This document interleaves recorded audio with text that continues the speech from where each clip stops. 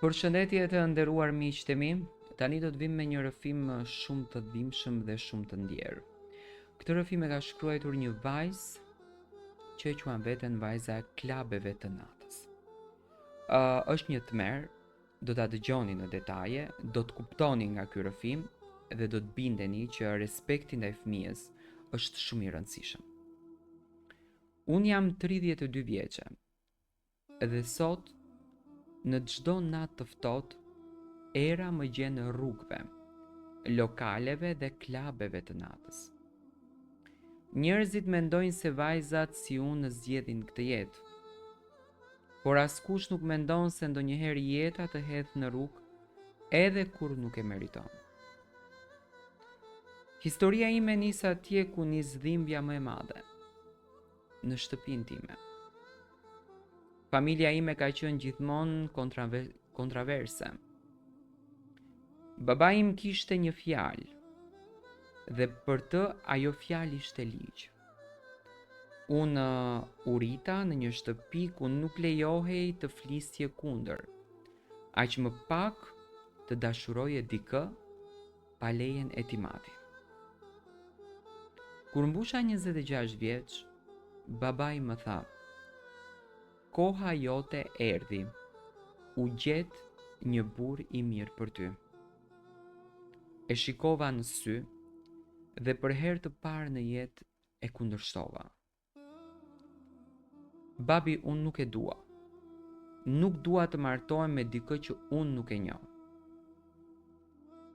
Ai mori frymë thellë edhe më shikoi në sy tepër ashpër. Dashuria vjen pas martesës. Mos turpëro familjen. Në atë shtëpi nuk kishte asnjë që të më mbronte.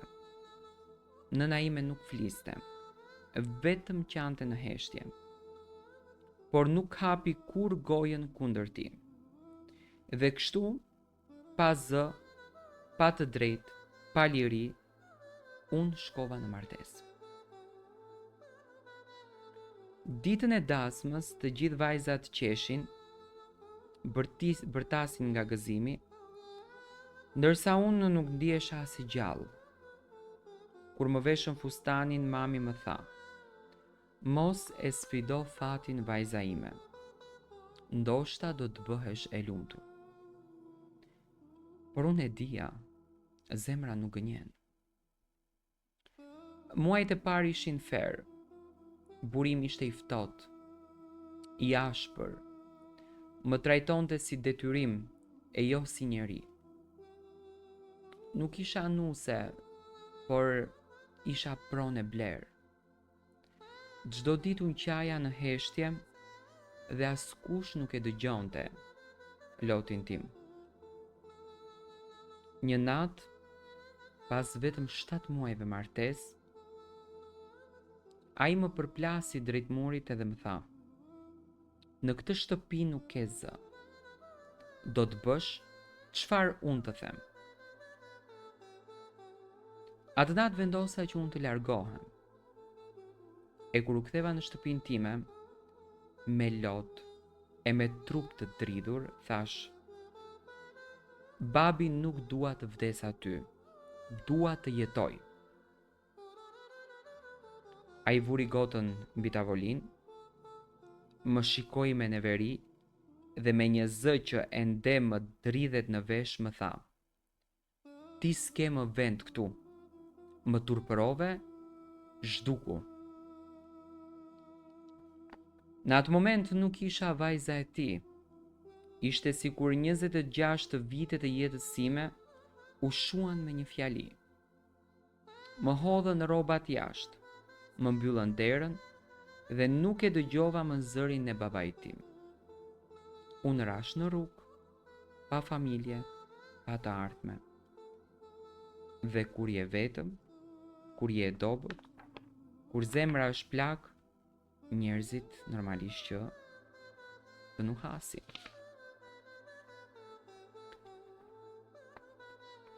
Atëherë u shfaq ai, buri që mendova se ishte shpresa ime.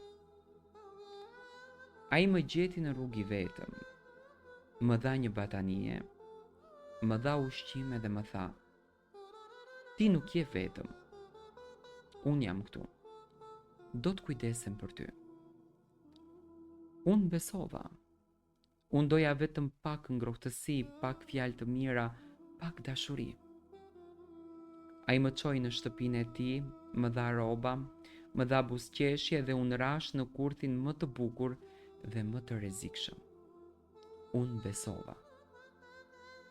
Pas disa javësh, ai më tha: "Duhet të punojmë e të bëjmë para.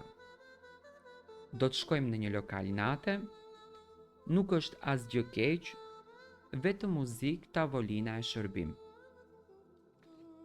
Por e vërteta ishte ndryshe. Klubi nuk ishte thjesht lokal. Ishte vend i humbjes, i njerëzve të dehur, i vështrimeve të pista, i duarve që të kapnin pa leje, e ai më prezantoi si shoqe, por në të vërtet isha mjeti i tij për të fituar para. Edhe më tha: "Vetëm bëj buzëqeshje, ulu në tavolina, shoqëro klientët, për ne është jetë më e mirë." Por ajo nuk ishte jetë. Ishte mbijetesë, apo ta them troç ishte fundosje. Natë pas nate unë rija aty, me muzikë të fortë, me drita që të verbonin, me njerëz që qeshnin, ndërsa unë brenda vdisja pak e nga pak. Dhe në mëngjes kur u zgjova, ai kishte ikur, pa para, pa çanta e pa asgjë. Më la aty, me njerëz që nuk më njihnin, me pronar lokalesh që më trajtonin si mall të haruar. Më la në rrugë përsëri. U ktheva tek shtëpia e babait. Kishte shi, rrobat mu lagën e këmbët më dridheshin. Unë trokita dhe qaja. "Babi, hap derën, të lutem." Ai doli më pa dhe me sy të ftohtë më tha: "Ik, për mua ti ke vdekur." Nuk pati mëshirë, nuk pati dhimbje, nuk pati baba. Ato fjalë më vranë më shumë se gjithçka që kam jetuar. Sot kur nata bie, unë futem në përklube vetëm për të mos ngërir jashtë. Kam mësuar të fshej lotët, të hesht kur më ofendojnë, e të qesh kur zemra më qan. Por ka net kur ndalem te pasqyra e tualetit dhe shoh veten dhe pyes: ku humba? Kush ma rëmbeu jetën? Dhe përgjigja ishte tepër e thjeshtë. Më rëmbeu dhuna, më rëmbeu presioni, më rëmbeu mungesa e dashurisë. Sot unë jam 32 vjeç dhe nuk kam as nën që të më pyes nëse kam grënë, e as baba që të më pudh ballin, e as njëri që të më thot ti a dole.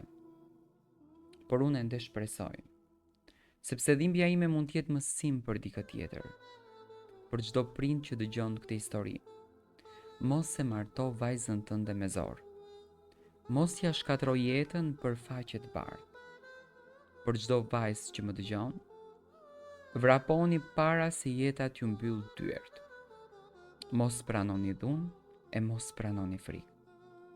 Unë jam shembulli i asaj që ndodh kur familja të braktis në vend që të mbroj. Dhe edhe pse jam e vetme, unë do të luftoj. Do ngrihem, një ditë do dal nga errësira dhe do t'rregoj me zë të lartë. Unë nuk jam më viktim. Jam mbijetuesja e jetës sime. Ky është rrëfimi im, ky është zëri im, ky është loti im që nuk e pa askush. Por sot do ta dëgjon këtë lot e gjithë bota. Në fakt, këto janë lotët e kësaj vajze që nuk ndaloi që së qari por unë shpresoj që babai i saj të mbushet me mend edhe të kërkon të bien e tij.